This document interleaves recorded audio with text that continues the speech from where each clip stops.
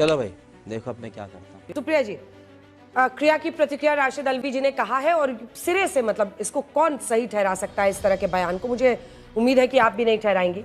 लेकिन जो हिंदुओं के साथ हो रहा है इस वक्त पश्चिम बंगाल में, वो सबको गुस्सा क्यों नहीं दिलाता है? अगर वहां पर चंदन दास और उनके पिता की मॉब लिंचिंग की गई है तो इस पर क्यों नहीं लोगों में गुस्सा आता है? क्यों इस पर अनदेखी जानबूझ के की जा रही है? कांग्रेस पार्टी का क्या स्टैंड है? और क्या ममता बनर्जी कह के हट सकती हैं कि बीजेपी ने कराई है, किसी की साजिश है? बच सकती हैं? अगर आप हिंसा में लिप्त होते हैं, अगर आप हिंसात्मक कोई चीज करते हैं, तो आप अपनी कॉज को, आप अपने जो मुद्दा है उसी से भटक जाते हैं। हिंसा कतई नहीं होनी चाहिए, ये मैं पहली बात कहना चाहती हूँ। सही बात है। दूसरी बात मैं कहना चाहती हूँ कि राज्य सरकार की बिल्कुल जिम्मेदारी है। The buck stops on law and order with the state government. Mamata Banerjee सरकार की जिम्मेदारी है कि अमन चैन शांति बहाल हो और एक भी व्यक्ति को क्षति ना पहुंचे। ये पुलिस की जिम्मेदारी है, प्रशासन की जिम्मेदारी है, सरकार की जिम्मेदारी है। I don't miss my words. अरे रुको जरा, सब्र करो। तीसरी बड़ी बात मैं ये कहना चाहती हूँ, बीजेपी ने लगातार कहना शुरू किया घुसपैठिए। मैं पूछना चाहती हूँ, 11 साल से सत्ता में आप हैं, बॉर्डर आपको संभाल लें, लेकिन कभी बंगाल में घुसपैठिए आ जाते हैं, कभी दिल्ली में आ जाते हैं, कभी यूपी में आ जाते हैं। क्या कर रहे हैं आप बॉर्डर पे? आप बॉर्डर पे झुंझुना बजा रहे हैं क्या? ये बात कही जाएगी और ये बात कहनी जरूरी है। मुझे क्रेडिट नहीं चाहिए। चौथी बात, और ये बात मैं बिल्कुल मुस्तैदी से कहना चाहती हूँ, मैं उत्तर प्रदेश से आती हूँ। उत्तर प्रदेश के मुख्यमंत्री ने कहा, लातों के भूत बातों से नहीं मानते, डंडे मारेंगे तब इनकी दिमाग सही होंगे। मैं योगी आदित्यनाथ जी से पूछना चाहती हूँ, वाराणसी में 7 दिन तक 23 दरिंदों ने, ये एक हफ्ते की खबरें हैं, 7 दिन तक 23 दरिंदों ने एक लड़की का बलात्कार किया। कहां थे आपके डंडे? और कैसे आप भूतों को मना रहे हैं?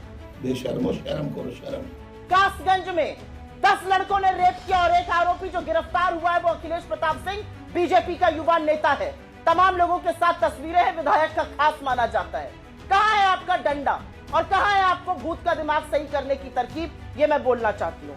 भैया मुंह निकल जाएगा हमारा ऐसा करेंगे तो। मैं 2-4 चीजें यहाँ पर सिर्फ संक्षेप में इसलिए बोलना चाहती हूँ क्योंकि ऑल इज नॉट लॉस्ट। मेरी सुप्रीम कोर्ट में आस्था है।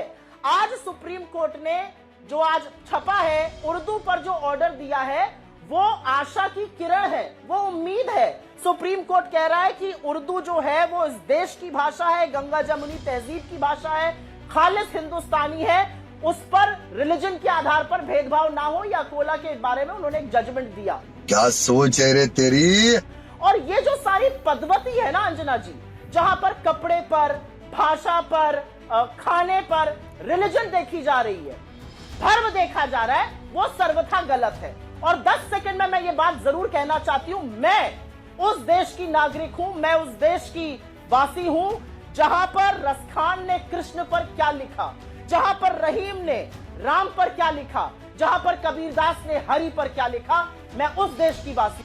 क्या बात है सर, क्या बात है सर, क्या बात, ये बात है। मैं उस देश की वासी नहीं हूं जहां का प्रधानमंत्री एक मंच से खड़ा होकर कहता है कि एक समुदाय विशेष पंचर बनाता है, या वो मंगलसूत्र आपका चुरा लेगा, या वो आपकी भैंस चुरा के भाग जाएगा, या वो कपड़ों से पहचानते। ये जो पद्धति है इसको बंद करना पड़ेगा। मुझे क्रेडिट नहीं चाहिए। अगर ऊंचे मंचों से, अगर बड़े लोग, अगर बड़े बड़े पदों पर बैठे हुए लोग हिंदू मुसलमान में आग लगाने की कोशिश करेंगे, तो जो देश में हो रहा है उसको हम और आप छोटा सा जवाब। अरे बेटे, तुझे थकान नहीं लग रही क्या? शाबाश बेटा, बहुत बढ़िया। इस वीडियो के सामने आने के बाद सवाल तो बनता ही है, अगर हम करें तो करें क्या, बोले तो बोले क्या? वाह मोदी जी वाह, वाह।